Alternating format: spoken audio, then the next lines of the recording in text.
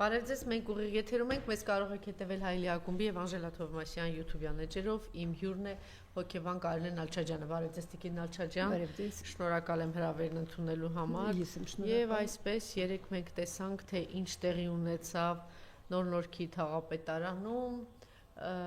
բանդան իրականում գործում է, բանդան շատ ակտիվ է, սա ինձ հիշեցրեց խորհրդարան ազգային ժողովը, երբ որ հիշում եք ակնհայտ էր, որ հրահանգ էր տրված հարձակվել եւ իրենք հարձակվեցին ընդդիմադիր գործիչների վրա եւ դա շարունակական եղավ, այսինքն հրահանգ էր ծեծել, ջարդել, վախեցնել եւ սարսափը տարածել։ Վստահաբար հիմա էլ կար այդ հրահանգը ինչով էր պայմանավորված, եթե նման հրահանգ չլիներ, ապա պարզեր որ կես ժամ հետո նրանք ձերբակալված կլինեին, որովհետև այն ինչ որ արեցին, հիմա կցուցադրենք իհարկե, դա տեղի ունեցել ուղիղ եթերում, այդ մարդիկ շարունակում են մնալ, այդ անձը կոնկրետ թաղապետը, որ ինքն է հենց հարվածել եւ հրահանգել, շարունակում է ազատության մեջ մնալ, վստահ եմ, որ պատժվողներ չեն լինի, ավելին, եթե մեծ աղմուկ չբարձրանա, իսկ իրեն գիտեն, որ Չալաբյանին Չախոյանին վստահ եմ, որ կձերբակալեն եւ բռնություն կիրառեն, հիշում եք մենք այդպիսի Սամվելի նկատմամբ, մենք այդպիսի դեպքեր ունեցել ենք եւ ոչ միայն Սամվելի նկատմամբ, շատ-շատերի նկատմամբ է դա եղել։ Հիմա դա ցուցադրենք եւ Տիկին Նալչաջյանը մեկնաբանի։ 1 րոպե ընդամենը, խնդրեմ։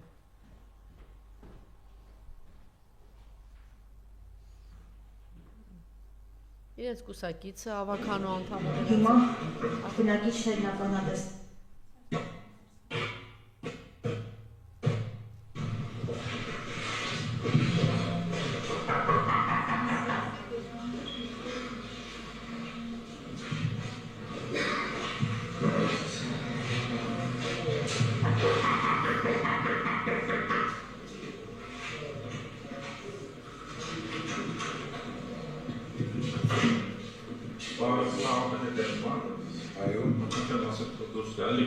Այս գործողությունը հանրային քննարկումներ ոչ մի առաջ չունեն, դեսի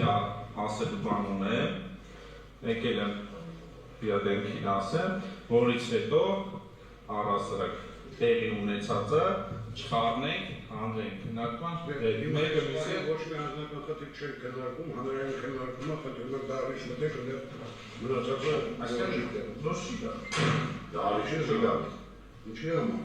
Բան ունեմ ասել։ Ես բանում եմ ասելու, բայց առանց կամերայի հետո, հարի։ Լավ,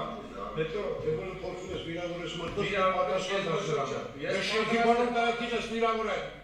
Մունակ չկա, մի բարձացեք, ես ձերը հանգիստ եմ խոսում։ Արի արտարային քննարկումը, ես քննարկել խոսանք առանց կամերա եղավ, պատրաստ եմ։ դու լավ տղա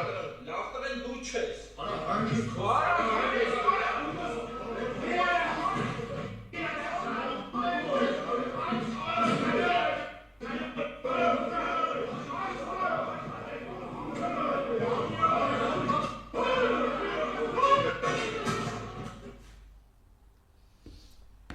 Խնդրեմ։ Չգիտեմ ինչ ասես։ Գիտեք, աչքի առաջ, եթե մենք այսպիսի տերմին օգտագործենք, հանրային բարոյականությունը իջնում է։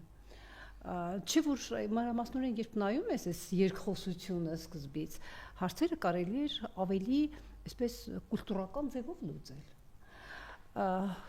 Հիմա մենք տեսնում ենք, որ հարցերի լուծման շատ գրեհիկ ձևերն են ընդունվում։ Օրինակ, ես գիտեմ, որ համենայն դեպս մի քանի հոգով մեկ մարդու վրա հարձակվելը տղամարդկային քայլ միշտ չի համարվել։ Փաստորեն այնքան է հանրային բարոյականությունը դարձել, ուրեմն ցածր իջել, որ հանգիստ կարելի է ուրեմն մի քանի հոգով մեկին ծեծել։ Դեռ մենք չխոսենք այն մասին, որ խոսքը շատ լուրջ պաշտոն զբաղեցնող մարդու պետական ծառայության մեջ գտնվող մարդկանց մասին է։ Այսինքն հարցերի լուծման ձևը դարձել են բռունցքները, դարձել է ծեծ ու ջարդը։ Սա ողբերգական մի բան է, եթե մենք այսպես գիտեք, մի բան է, երբ իրենք այսպես ներկայանում են, հա, որպես ինչ-որ գործիչներ, ինչ ստատուս զբաղեցնող մարդիկ, բայց իրենց իրական դեմքը փաստորեն սա է։ Մի փոքր էմոցիոնալ վիճակ եւ իրենք ցույց են տալիս դա։ Եվ իհարկե սրան գումարվում է նաեւ անպատժելիության մթնոլորտը։ Եթե իրենք գիտեն, որ անպատժելի են, մանավանդ եթե ինչպես ասում եք, հրահանգ են ստացել, իրենք կանեն ամեն ինչ։ Գիտեք, այստեղ ես ինչ եմ մտածում, կա այսպիսի մի հասկացություն հոգեբանության մեջ, կոչվում է ավտորիտար ագրեսիա։ Որն է դա։ Ուրեմն, եթե ագրեսիվ գործողությունը թույլատրված է եւ նախապես դու գիտես, որ չես պատժվելու, մարդկանց մեջ արտնանում է ամենաստոր, ամենաագրեսիվ, ամենաքարեդարյան վարքի ձևերն են արտնանում։ Այսինքն, այստեղ մենք գործ ունենք ավտորիտար ագրեսիայի հետ, թույլ է տալիս վերադասը, եթե, հա,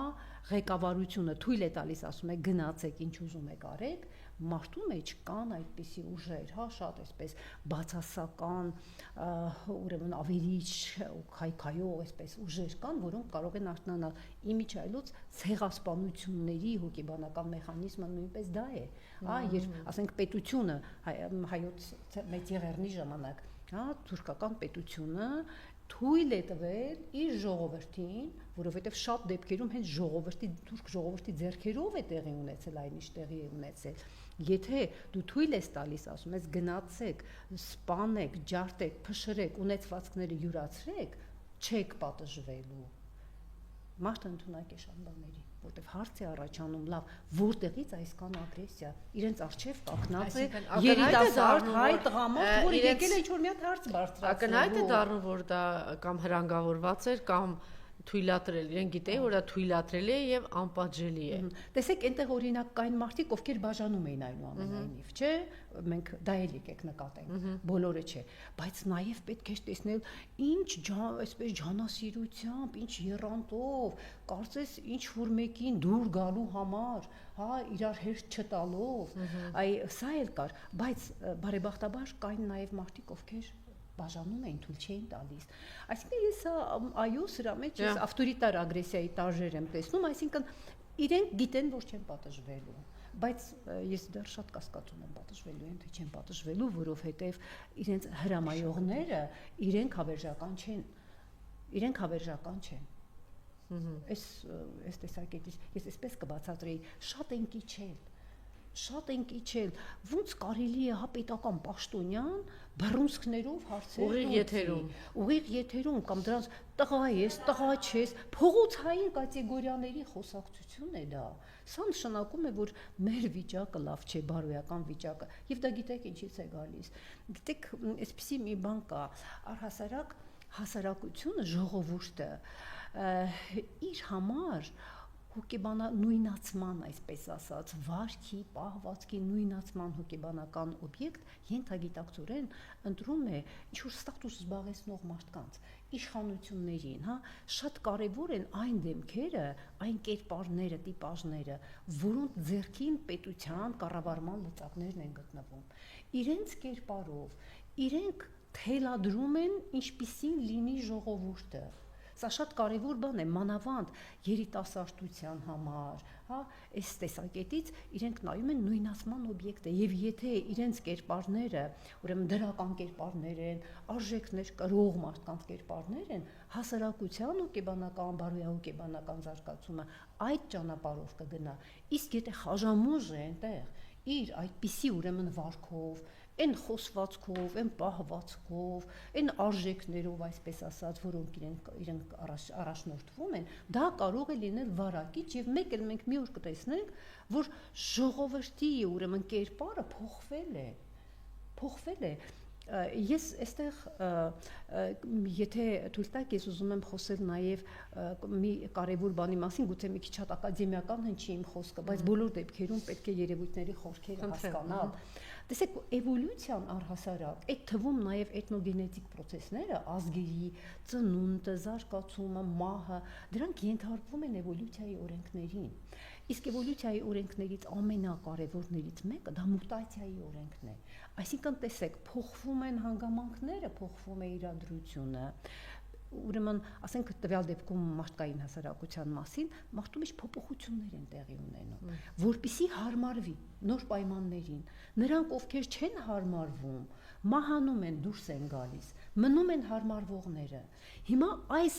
этапում մեր հայոց էթնոգենեզի բավականին բարդ եւ այսպես վճռական եւ վտանգավոր փուլ ենք մենք մտել։ Տեսեք, եթե այսպիսի մուտացիաներ են տեղի ունենում, այսինքն մարդկանց այս կերպարներն են ավելի հարմարվողը, հա, ծեծողը, խաբողը, հայրենիք չսիրողը, հայրենիքին դավաճանողը, եթե այս կերպարներն են իրենց ձեռքում պահում իշխանությունը, իրենք իրենց տեսակը տարածում են, ուզեն թե չուզեն, եւ գտնվում են մարդկանց ինչ որ մի խումբ, օրինակ ասենք այդտեղ տեսնում ես բավականին տարեց մարդիկ կան, այդպես չի որ բոլոր ինչ որ երիտասարդներ են, տակարյուն են, այսինքն վաղուց ձևավորված մարդիկ, այսինքն սրանք հարմարվողներն են, նոր պայմաններին հարմարվել են։ Հիմա կա հասարակության մի հատված, որը չի հարմարվում եւ չի ուզում հարմարվել այս բացասական կործանարար փոփոխություններին, որ տեղի են ունենում, բայց եթե այս process-ները շարունակվեն, չհարմարվողները ըստ մուտացիայի օրենքների դուրս են գալու, մնալու են հարմարվողները, այսինքն մուտանտները։ Իմիջիալոց հենց այդ վիճակն է հիմա, դուք հիշեք, թե ինչքան շատ պայքարող մարդիկ կան, եւ տեսնում ենք, որ ամեն մեկը այսպես թե այնպես ինչ որ մի հիմնավորում է իր համար գտնում եւ պայքարից փորձում է դուրս գալ, որովհետեւ մեծ հաշվով հարմարվելը ավելի ձեռնտու է, իսկ չհարմարվել նշանակում է դիմադրել, նշանակում է աշխատել, նշանակում է այդ process-ի բանին դեմ գնալ։ Հիմա այսպես առանձին մարդիկան մահացան, ուղղակի չդիմացան, այսինքն տարբեր ձևերով հոգեբանորեն, ֆիզիկական։ Չէ, բայց մենք գիտենք նաեւ եւ կուսակցական եւ հանրային դեմքեր շատ կան, հիմա ուզում եք այսպես հերթով գնանք հանրապետական կուսակցություն, պայքարում է 10 հոգի, անուններով, անվանական կարելի ասել։ Մնացածը իմիտացիա են անում, իբրև թե պայքարի մեջ են։ Հայաստան դաշինք, ռեալ իրական, ասենք 4-5 падգամավոր է այդպես պայքարում։ Անցնում ենք մյուսներին, Բարգավաճ Հայաստան, այսպես գրեթե ոչ մեկ, այսպես 1-2, չգիտեմ ինչ, պատիվ ունեմ, այդպես մի 3 հոգի, այսինքն ակնհայտ է ավելի հեշտ է։ Հեշտ է, բայց գիտեք, եթե հանրային դեմքեր, մտավորականներ, տեսեք, 2-3 հոգի։ Եթե խորքային արժեքներ ունես, այդ արժեքային առանցքը ուժեղ է, չես հարմարվում, բայց եթե մեծամասնությունը արդեն մուտացիայի է ենթարկվում, չհարմարվողները արդեն կամած թուլանում են, վերանում են, ինչ որ ոնց որ ասում եք, ինչ որ պատճառաբանություններով ետ են քաշվում, պայքարելը միշտ դժվար է եւ մենք ինչ ենք ունենում, մենք ունենում ենք մուտացված ազգ, որը արդեն, այո, արդեն չգիտեմ դարձվոր դարձած, այդ մուտանտին հայերեն կարելի է դարձվորներ այդպիսի բառ ունենք, այսինքն մենք մեր որակը դառնում է ուրիշ, հայկականությունը կորում է։ Եվ պետք է կանգ առնեն այս process-ները, թե չէ մենք այսպես գնալով կկորցնենք իրենց մեջ հայկականություն կրող, նույնիսկ մարդկային, սա նաև մարդկային, համամարտկային արժեքների մասին է խոսքը, այդ արժեքներից հրաժարված ինչ որ մարդկային մի հատ բազմություն կունենանք, դրան եթե մենք գումարենք նաև այն դեմոգրաֆիական փոփոխությունները, որ տեղի են ունենում, օրինակ այն միգրացիոն քաղաքականությունը, որը այսօր տարվում է, մենք կտեսնենք, որ տարբեր կողմերից հայկականության վրա հարվածներ կան։ Ես էլի եմ այս ուրեմն թիվը բարձրաձայնել, կան հետազոտություններ, որոնք ասում են, որ եթե հասարակության մեջ 15% օտար տարր է մտնում, 15%, այդ հասարակությունը հոգեբանական տեսակետից դառնում է ուրիշ, փոխվում է։ Հիմա եթե մենք այս մեր նշած բոլոր գործոնները գումարում ենք իրար, մենք տեսնում ենք, թե հայկական, ուրեմն ազգի մեր էթնոսի էթնոգենետիկ զարգացման այս փուլը ինչ մեծ վտանգների առաջ է կանգնած։ Իսկ ազգերը, ինչպես մարդիկ, այո, ծնվում են, զարգացման որոշակի ճանապարհ են անցնում, եւ շատ ու շատ ազգեր ուղղակի պատմության թատերաբեմից դուրս են գալիս։ Եթե մենք հիմա նաև կորցնենք մեր պետությունը, ինչը ազգ պահելու էթնոսը, էթնոկենսը հաստատ դարձնելու կարևորագույն գործոններից մեկն է։ Մի հատ տեսեք ինչ կդառնանք, ցակ ու ցրիվ, մի մասը մորթված, մի մասը թողած փախած, ցակ ու ցրիվ ինչ որ հանրույթներ, որոնք ապագա չունեն։ Օրինակ Սփյուռքը ինքը ունի ապագա, եթե կա ուժեղ Հայաստան։ Եթե կա ուրեմն ուժեղ Սփյուռք, մենք իրար ուժեղացնում ենք։ Արցախի հարցերը այսպես փորձեցին լուծել այդ երամիասնությունը եւ ես շատ այսպես կասկածելի, շատ մութ հեռանկար եմ տեսնում հայկականության պահպանման, ազգի պահպանման, էթնոսի պահպանման տեսակետից, եթե ամեն ինչ այսպես շարունակի, այսպես կիջնենք մենք։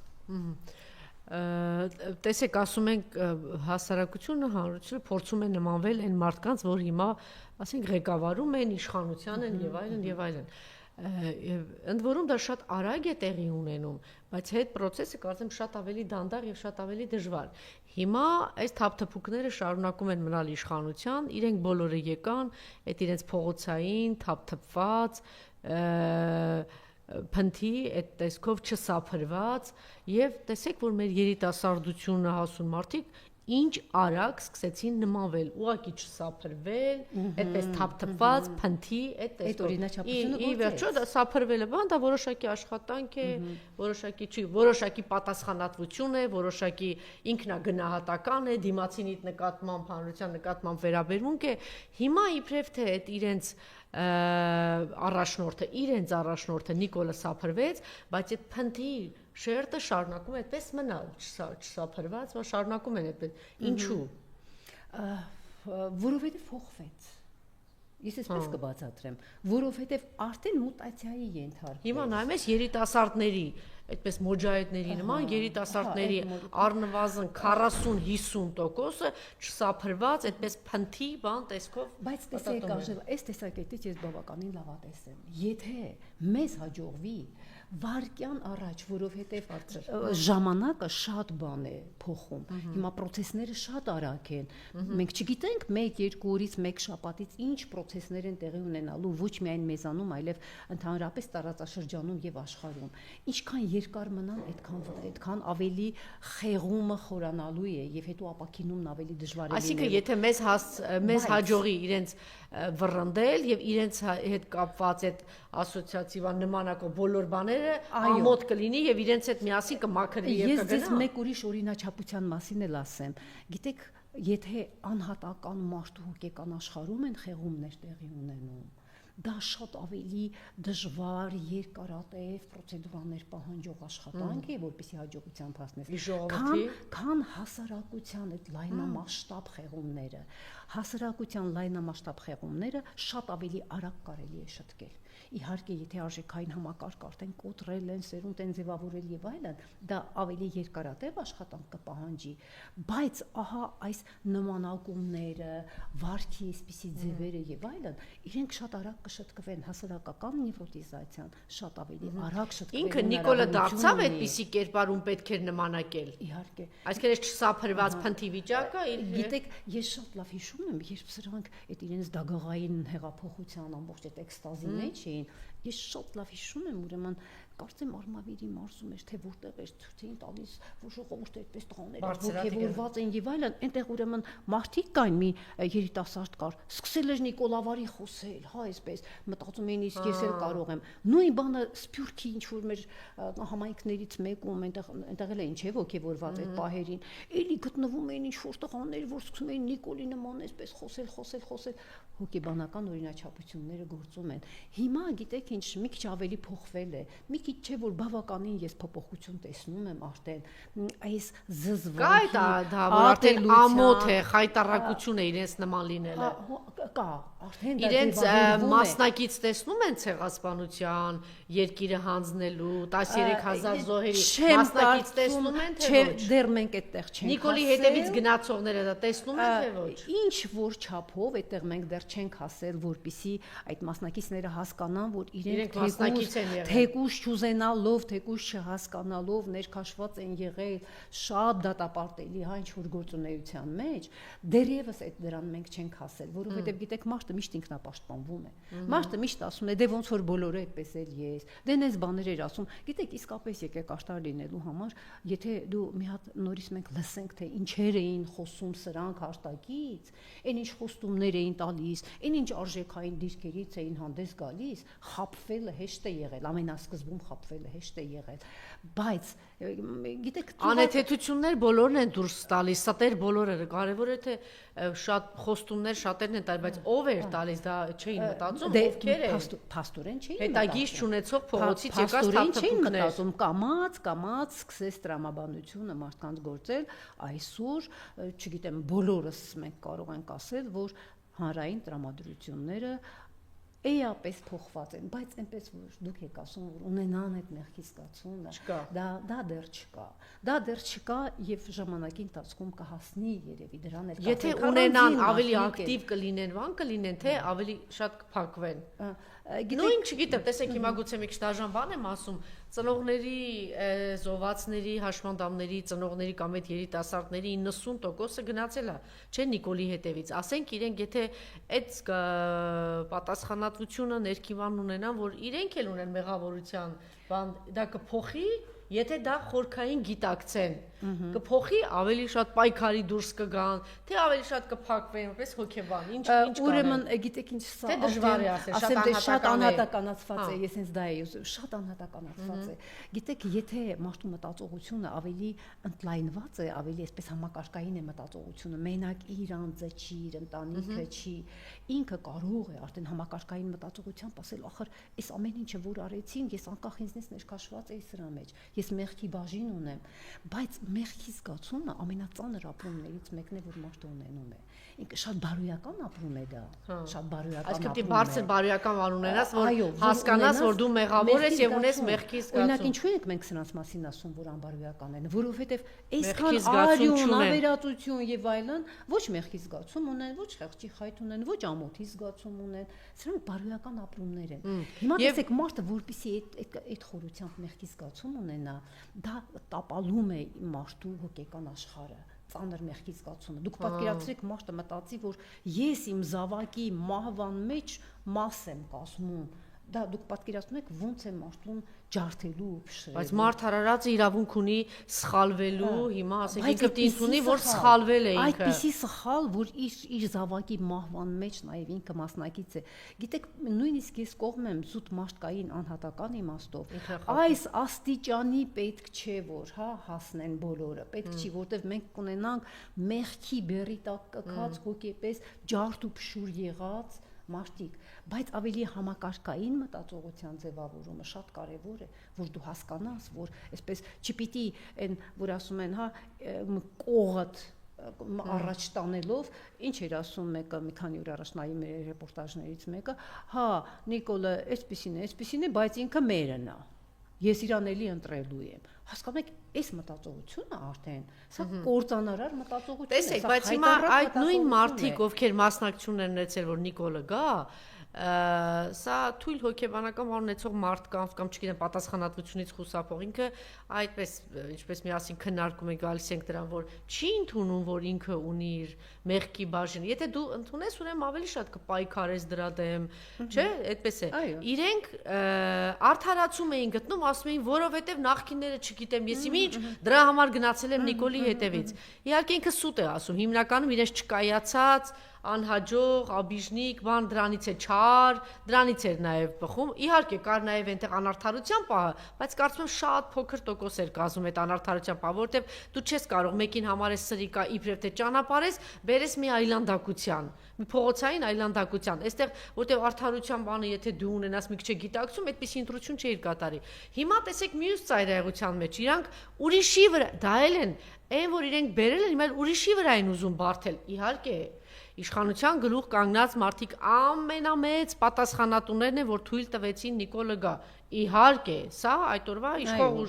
ուժի մեծ պատասխանատվությամբ է Սերժ Սարգսյանի հանրապետական կուսակցության, հետո իր կողքը կանգնած Գագիկ Ծառուկյանի, Բարգավաճ Հայաստանի ամբողջությամբ, Հայ հեղափոխական դաշնակցության, որ գնացին իրենց կողքը, այդ իրանց ստից խոսքերը իբր թե ժողովուրդը ասում է, ժողովուրդը դե չէ, տխմարություն, իրանք մեծ պատասխանատվությունն են։ Բայց հիմա տեսեք, մարդը փոխանակ անհատապես իր պատասխանատվության չափաբաժինը վերցնի, ինքը հիմա հարձակվում է նրանց վրա։ Էլի չի ուզում իր պատասխանատվություն, նա բերեց, հասկացանք, նա բերեց, բայց դու քո չափաբաժին պատասխանատվության տերն ես, ոչ, հիմնականում ոչ։ Ուրեմն տեսեք, Անժելա, մարդու բարոյական հասունություն հասկացություն գոյություն ունի նկարագրված է ուրեմն 6 փուլ նույնիսկ 7-րդ փուլի մասին է խոսքը ուրեմն ուսումնասիրություններ են կատարված մեզանում այդպիսի ուսումնասիրություններ չկան դեռ ցավոք սրտի արևմուտքում մարդկանց մեծամասնությունը հասնում է բարոյական հասունության ամենաշատը 2-րդ, 3-րդ փուլին ու կանգ է առնում այնինչ դուք ասում եք պատասխանատվություն վերցնել հա դուրս գա սեփական անձի ինչ որ սահմաններից ընդունել սեփական սխալը որ վրիպել եմ եւ այլն դա բնորոշ է բարոյական հասունացման ավելի բարձր մակարդակ ունեցող մարդկանց հիմա մենք պիտի նորմատիվ համարենք որ բոլոր մարդիկ չէ որ բարոյական հասունության բարձր մակարդակի կարող են հասնել սա սոցիալ հոգեբանական օրինաչափություն է այսինքն մենք վերցնենք եւ բոլորից պահանջենք որ այ դուք ընդունեք ձեր սխալը չէ ավելի շատ այ դա է լինելու արտարացում, դրատակից նախապատրաստություն, եթե ես ակադեմիկից չեմ կարող սա պահանջել, հայտնի արվեստագետից չեմ կարող պահանջել, դասախոսներից պրոֆեսորադասախոսական կազմից չեմ կարող, ակադեմիական ինչի, բժիշկներից չեմ կարող, մանկավարժների մասին էլ չեմ խոսում։ Այսինքն մենք պիտի հաշվի առնենք իրողությունները, ինչ հնարավորություններ կան, սոցիալ-հոգեբանական օրենքները, մարդկանց մեծ մասը դա չի անելու։ Օրինակ, 2 օր առաջ ես ավտոբուսով գնում էի, փոքրիկ վթար տեղի ունեցավ, խփեցին իրար, շատ ծանրաբեռնված էր փողոցը եւ այլն եւ այլն։ Այնտեղ մի կին էր նստած, բավականին այսպես երևում էր, հա, որ սոցիալապես շատ ծանր վիճակում, մաշված հագուստով եւ այլն միանգամից սկսեց Նիկոլի մասին ինչ-որ բան խոսել։ Այնտեղ մարդիկ ինչ-որ տարբեր բաներ էին ասում, ինչ-որ մեկը չէ, բացասական, բայց ինչ-որ մեկնա դեմա Նիկոլն ինչ կապ ունի, չգիտեմ ինչ, այս կինը ինչ ասեց։ Ասեց պաշտպանել եմ, որ այսօրն եմ ընկել։ Այսինքն տեսեք, ինքը եկել էր արդեն այդ գիտակցության, որ ինքը հիմա այդ օրինը, որ ինքը այնպես որ կա մարդկանց մեջ, բայց համատարած դրան սպասել մենք չենք կարող։ Շատ լավ։ Մյուս թեմային գանք, հա,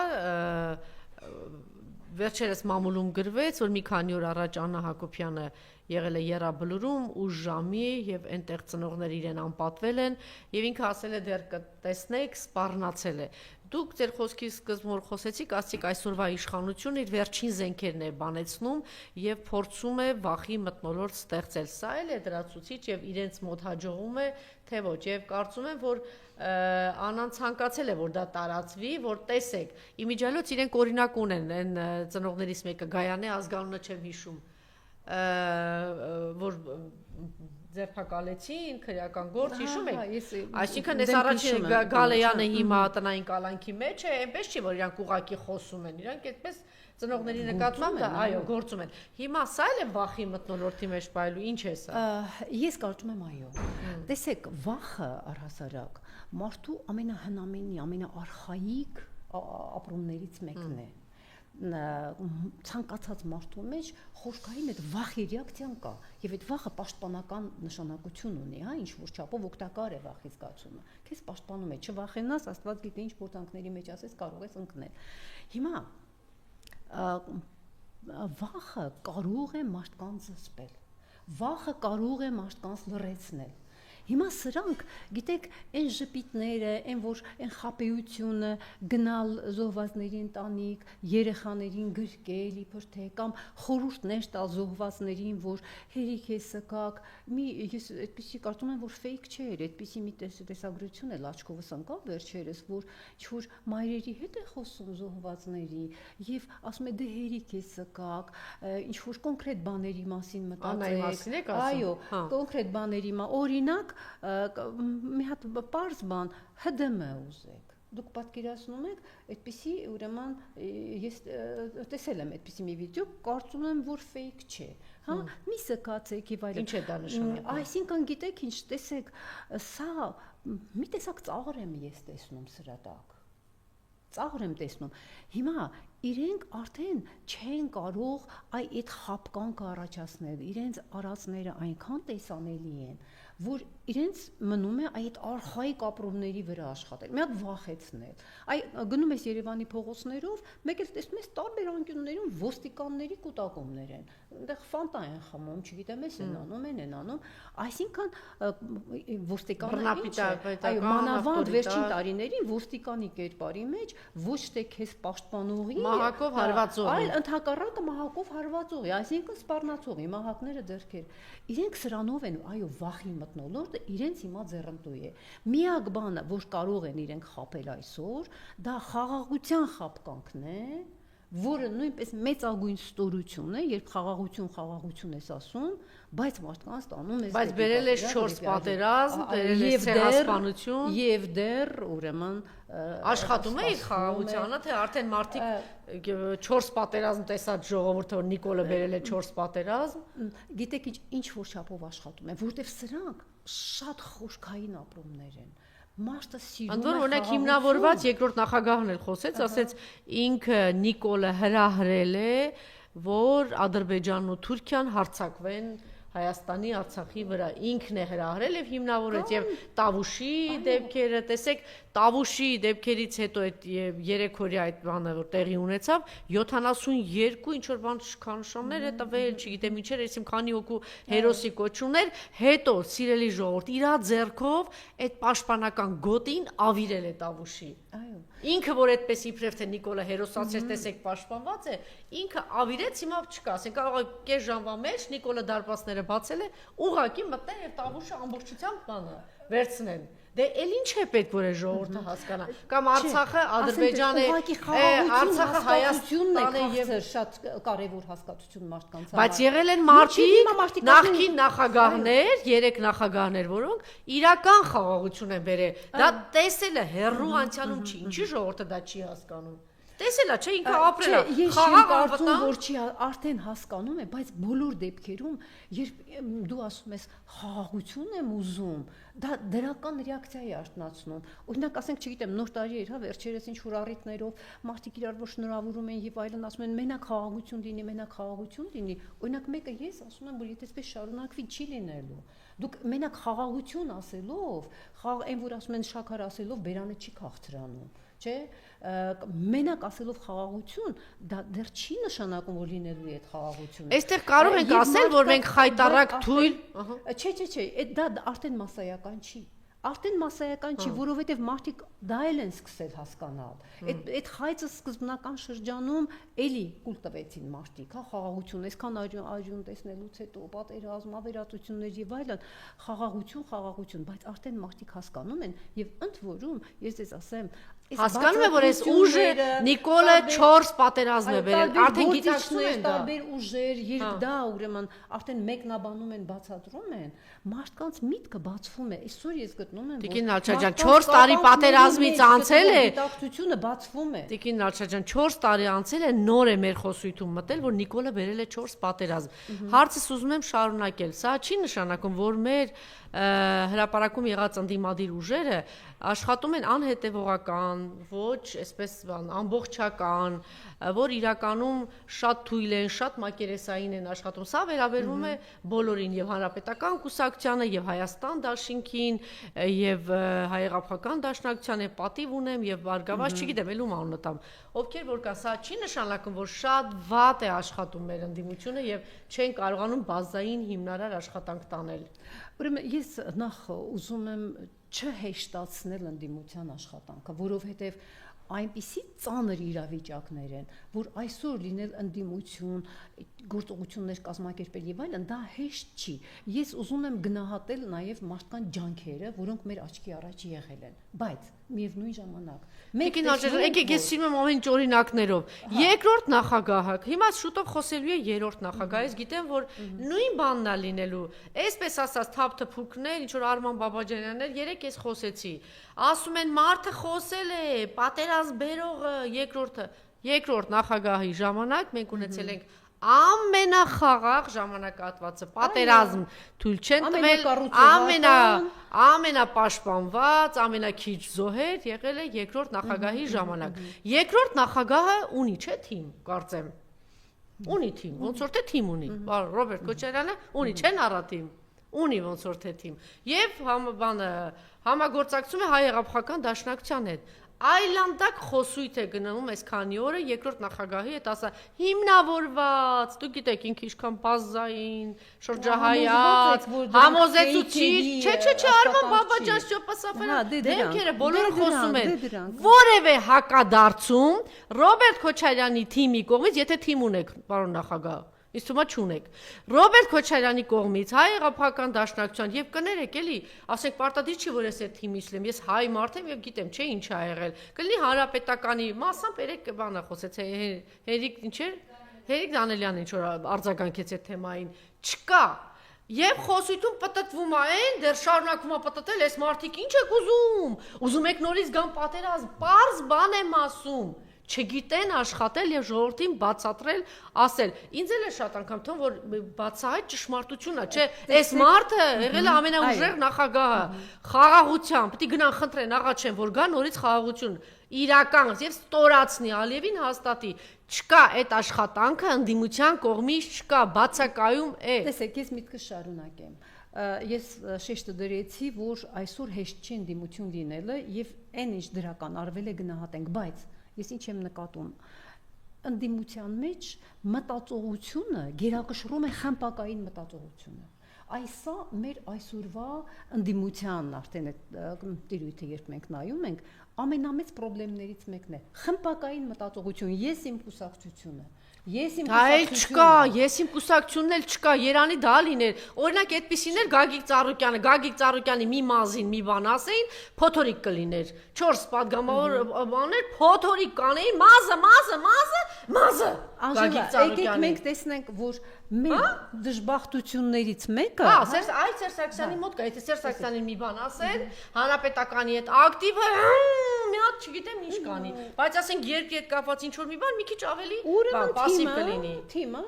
երկրորդ նախագահի թիմը, ուրեմն այնպեսին չի, ինչպեսին պետք է լիներ, հա, գուցե դա է պատճառը։ Ես կարծում եմ, որ այնպեսի հակադարձում պիտի լինի այդ ստորագույն հայտարարություններին այդ անձանց կողմից օրվան հասնելուն մեղքերից մեկը նաև ես տեսնում եմ այդ նախկին մեր անվտանգություն այո իսկապես պահող բազմաթիվ դրական գործեր արած նախագահների մոտ, ինչու, որովհետև իրենք, տեսեք, ինչ էին անում, իրենց նկատմամբ կար վայրահաճոց, այսօրվա իշխանությունները իրենց նկատմամբ ինչ ասես անում էին, իրենք բանի տեղ չէին դնում, են որ ասում են շունը հաճում է, քարավանը գնում է, դա սխալ է, պետք է տեսնել, պետք է կանգ առնել, իրենց ինչ որ դիրքորոշումը այդպեսին է, թող խոսեն, չէ, այդպես չէ։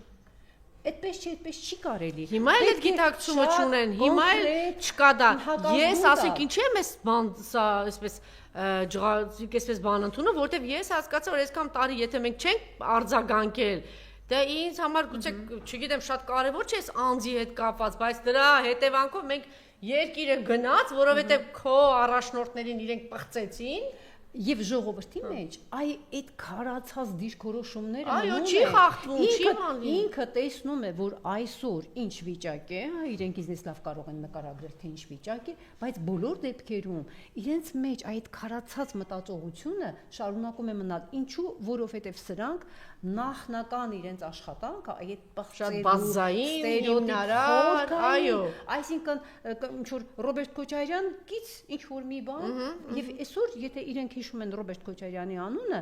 այդ ստերեոտիպացված ձևով զուգորդություն ասում է Մերժի Սերժին, ասես ինչի համար էս Մերժե, որ նորմալ մտածել ինքը մանավանդ դրա մեջ է եղել, ինքը չի ուզում ինքը իր մտածողությունից հրաժարվել, ոնց թե այն որ ասում են այս խելքի տեր մարդը կարող է սխալվեր, տեսնում է, բայց արդեն այդ ծուղակը ընկած է, բայց Անժելա ես նորից ուզում եմ ասել, մեր ժողովրդի մոտ գիտակցության կապանքները սկսում են քանդվել, վկա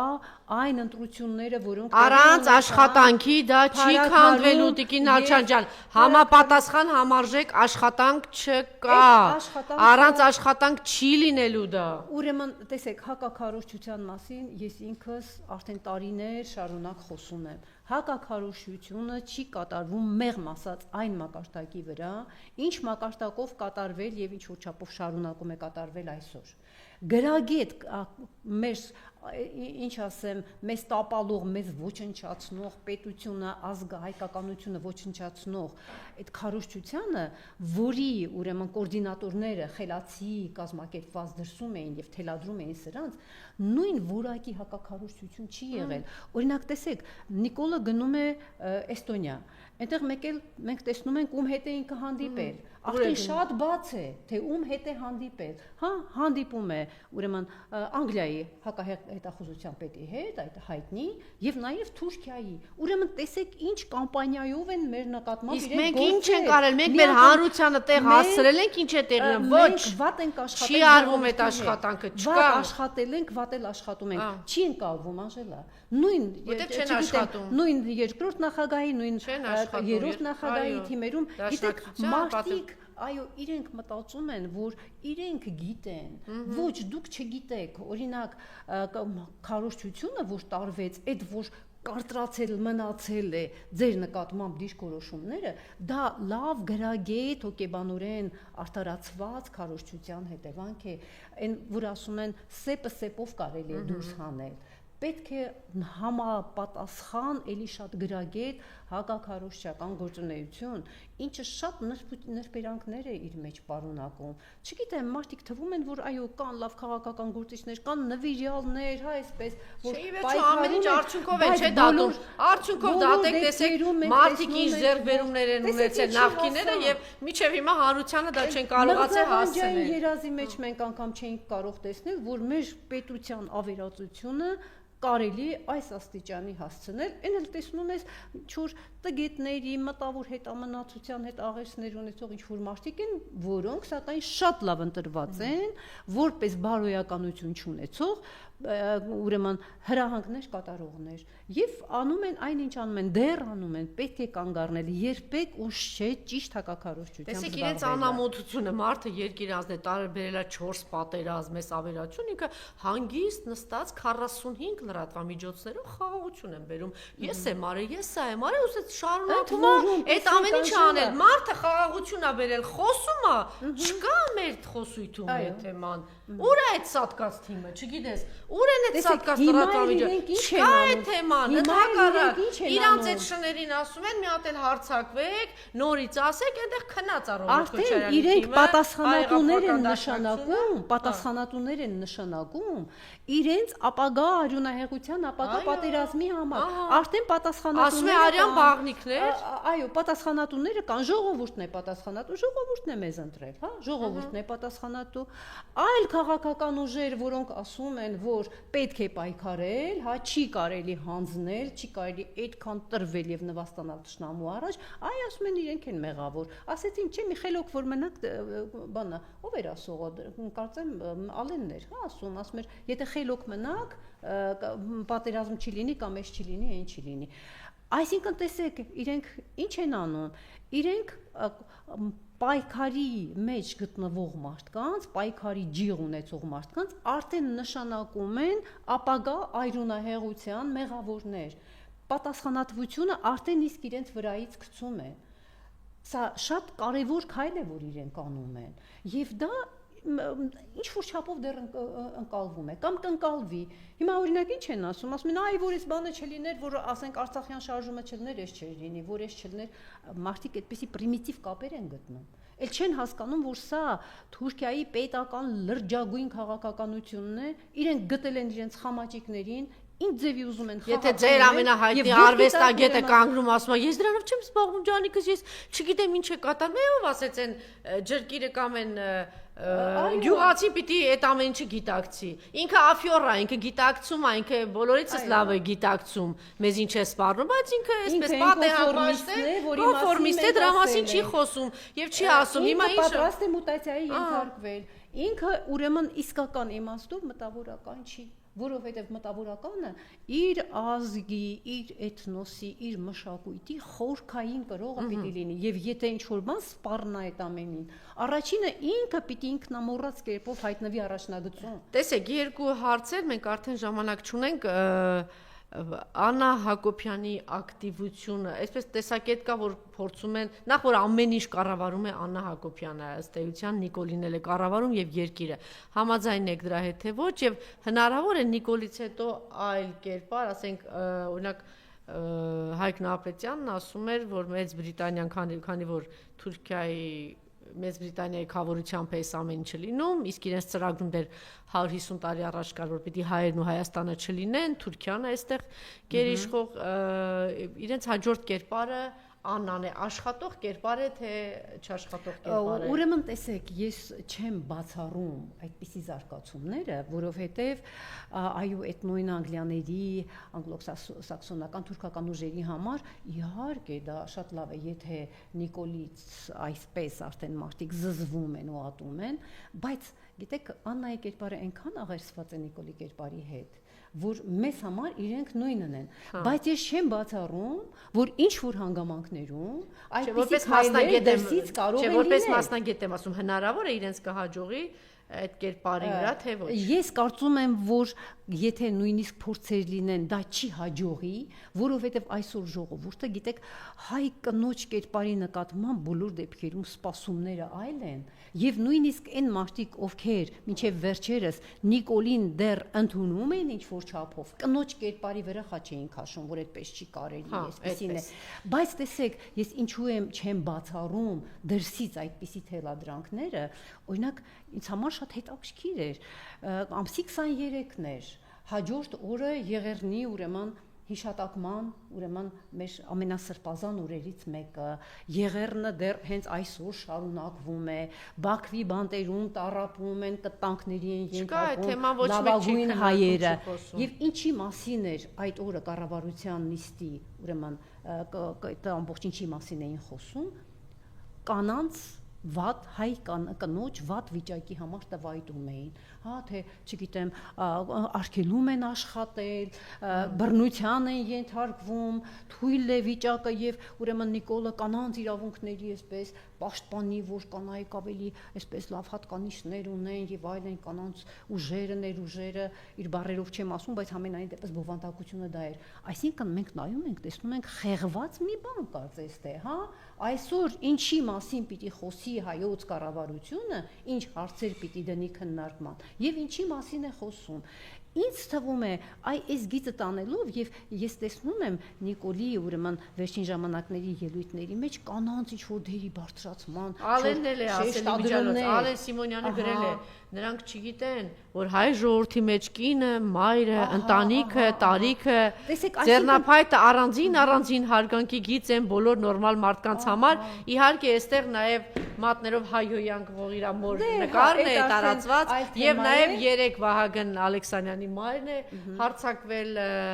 Սրբազան պայքարի երիտասարդները, որ ակցիաներ են անում այդտեղ վիրավորել է, հարձակվել է, դուք հիշում եք, որ Ավինյանի հայրը ասած համբալներ, մենք նաև իլյուզիա չկար, որ իբրև հայ մայրերը, երեկվա թաղապետի, ես մի բան գիտեմ, որ նորմալ մայրը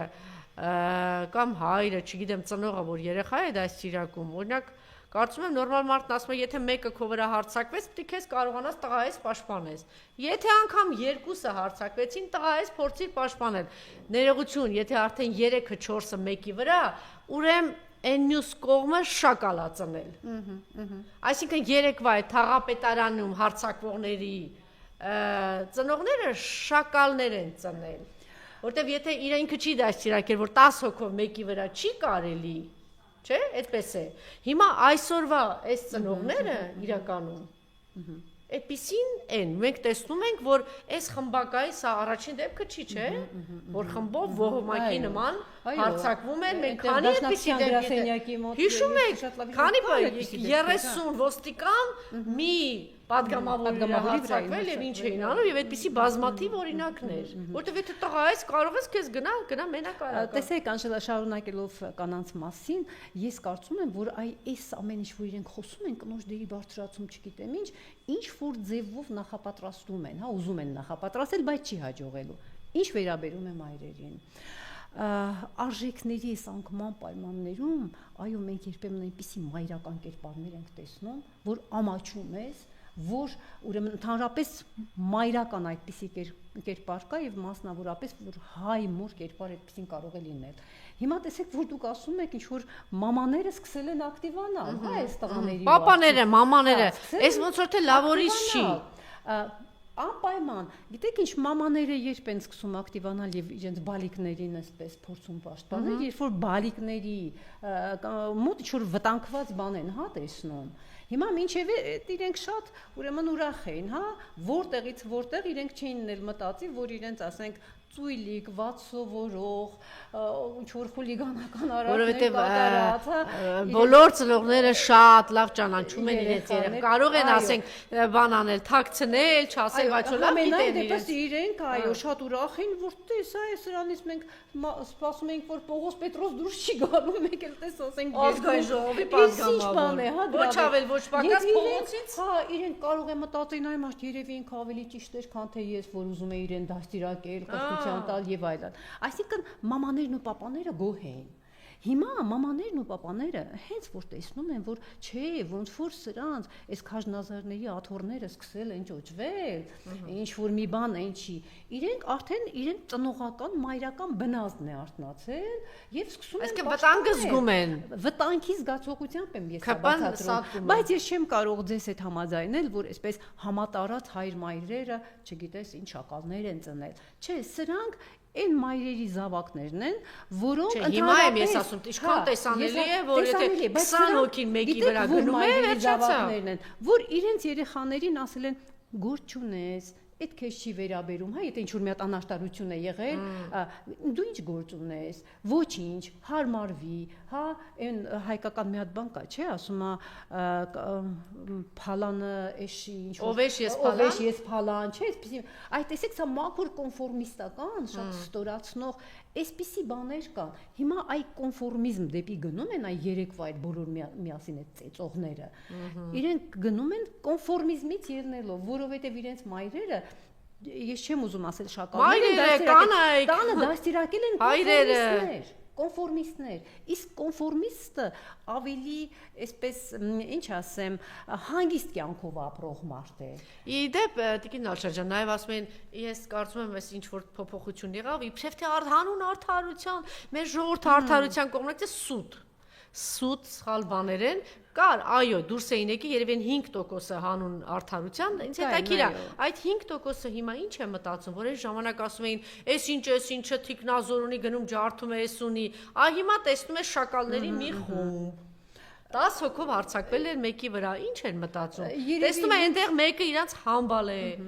Երևի այս ազնիվ մղումներով այնտեղ հայտնված մարդիկ են, որ այսօր ընդունում են իրենց սխալները։ Մյուսները չեն ընդունում։ Շատ լավ, եւ ես առիթ ունեցել եմ սրա մասին խոսելու։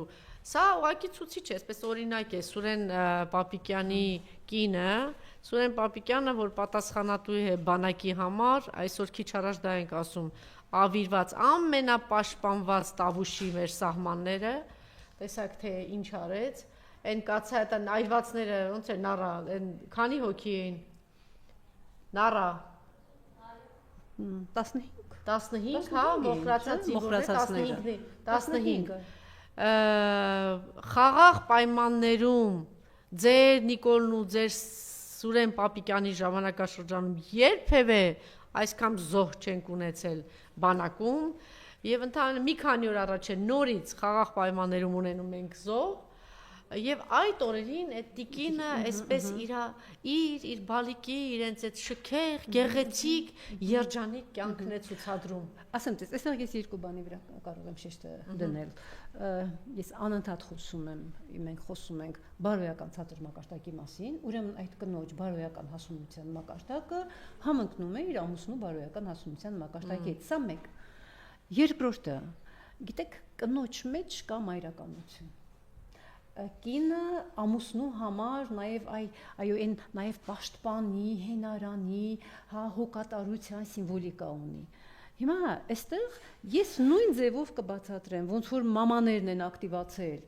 իրենց երեխաներին պաշտպանում են, այսպես էլ կանայք ակտիվացել են եւ իրենց ամուսիններին են այդպես հոգատարությամբ եւ նաև երեխաներին, նաև իրենց երեխային ցանկանալով այդ կերպարները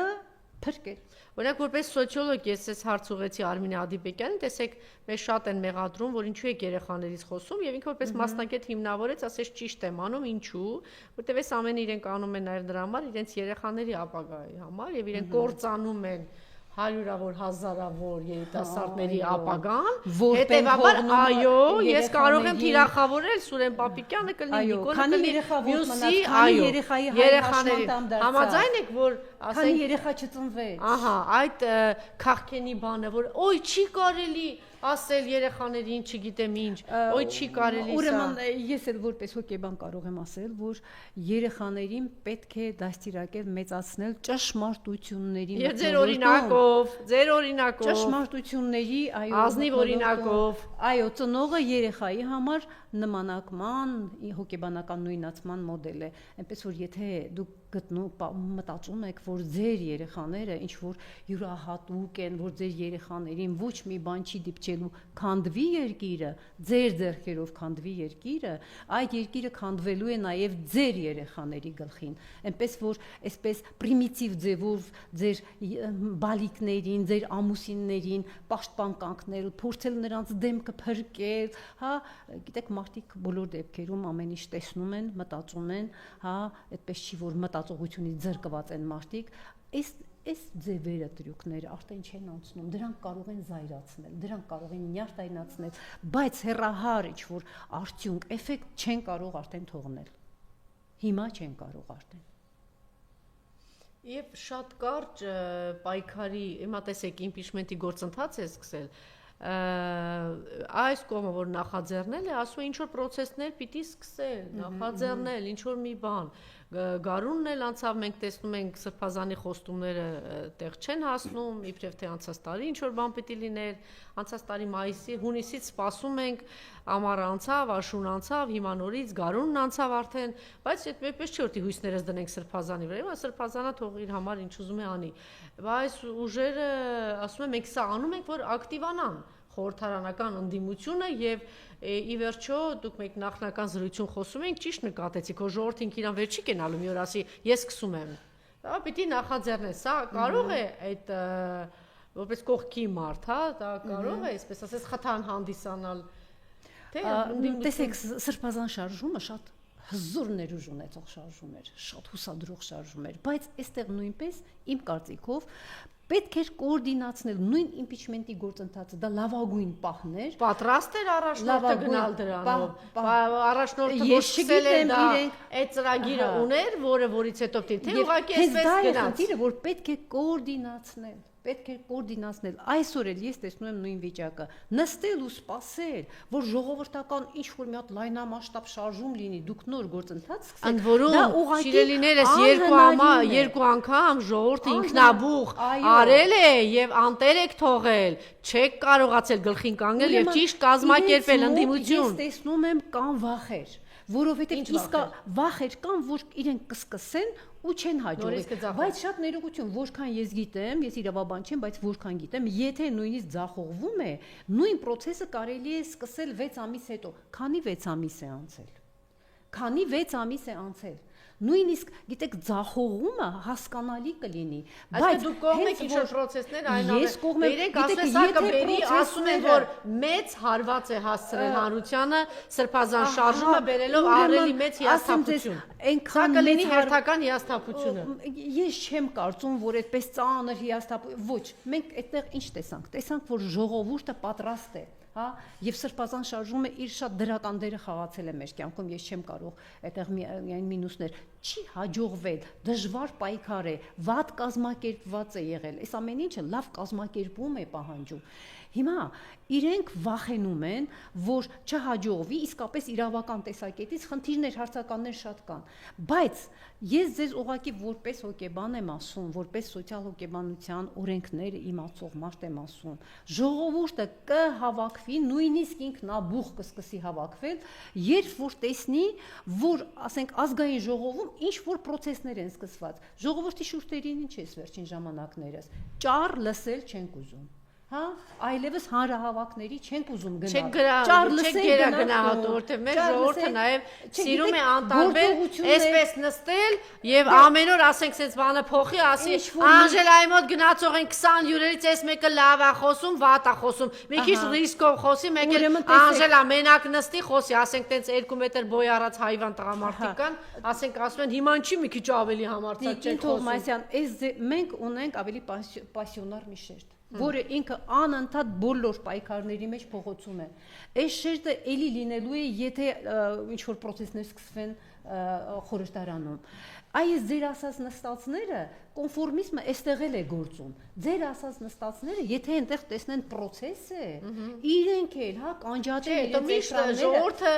բոլորի ճշմարտությունը ուժերի կողմից են գնում, որտեղ որ ուժ տեսնեմ, անտեսնեմ մի անգամից կգնան։ Այո, չէ, հետո գիտեք ինչ այնքան զզվանքը շատ է, մարդիկ իրենց անկարող են ուղղակի զգում, բայց եթե տեսնեն process-ներ են սկսված, ժողովուրդն էլ այնտեղ հավաքված է, մարդիկ այսինքն անկախ էս իմպիչմենտի գործընթացից ընդդիմությունը պետք է սկսի։ Պետք է, բայց կոորդինացված պիտի աշխատեն, առանց իրար խանդելու, առանց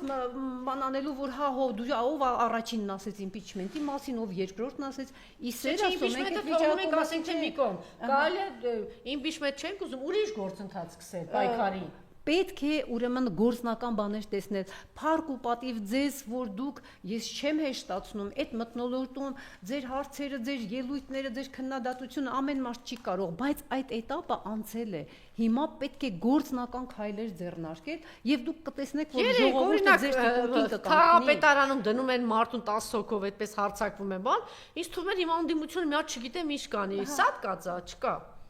Կա այդ բանը։ Ընդդիմությունը պետք է նոր եղանակներ գտնի։ Գիտեք ինչ, կարծեք թե իրադրությունները փոխվում են, ընդդիմությունը շարունակում է իր հին ոճի գործունեությունը այսօր այդ ձեր հզոր ելույթները, քննադատությունը եւ այլն արդեն իրենց ոնց որ դարն ապրել են, պետք են գործողություններ։ Եվ արդեն մի քանի անգամ ասել եմ դրա մասին այդ Մոսկվայի այդ քննարկման ժամանակ, որ շատ անգամ ընդդիմությունը թաքնվում էր նրա հետևում, որ դե մենք գերիների համար պայքարում ենք, բայց հասնում ենք մի կետի, ասում են ձեր պետությունը պիտի անի։ Շատ կոնկրետ բաներ տվեց եւ շատ ուշացումով, բայց դե ինչ ասես, երբեք էլ ուշի որ իհարկե կարելի է, քաղաքական միտքը կարող է գեներացնել, ասենք այդպիսի կառույցներ ունի, բա ինչ ազդեցություն ունի երկրորդ նախագահը Սփյուռքի վրա, բա ինչ ազդեցություն ունի տեղում երրորդ նախագահը եւ Սփյուռքի վրա, բայց մարդիկ պիտի միջև ինչ որ բան կարողանային անել, բայց զրո արդյուն գերիների թեմայով ոչինչ չեն անում ու արդարանում են, դե ինչ անենք, ոչինչ չարեցինք, որտեղ պետք է այդ իշխանություն անեն։ Այն փախած տղերքն էլ որ փախան գնացին, այդ տղեր ես ամեն ինչ անելու եմ, որ Աստված տա փոփոխությունի, դուք փշալարերից կախված մնաք, որտեղ դուք հիմա էլ ոչինչ չեք անում։ Կարող եք, չէ՞, հիմա Նայրան նոր է եկել։ Նայրա քանի տեղ ես նամակ տարել գերիների համար։ Նոր Եվրոպայից վերադարձել է, կարելի է, չէ՞, որևէ պաշտոն չի զբաղեցնում, վաղուց արդեն պատգամավորել չի։ Բայց դուք պատկերացնում եք, եթե մեր այդ նախկին իշխանության, չգիտեմ, քանի 100 բարձրաստիճան պաշտոնյաներ կային, այդ համակարգով անցած մարդիկ կային, բա եթե այդ կազմակերպված գերիների համար ինչ որ բան անեին, ակցիաներ անեին, չեն անում։ Ընդդիմության մեջ ես տեսնում եմ համագործակցության բացակայություն։ Ընդդիմությունը պետք է այսպես համագործակցելով աշխատի, թեկուզ ինչ որ առանձին հա սպეციფიկ հարցերի ուղղությամբ եւ մենք կտեսնենք, որ ժողովուրդը պատրաստ է։ Շնորհակալություն։ Գյումրին էլ ցույց տվեց իմիջը։ Իհարկե։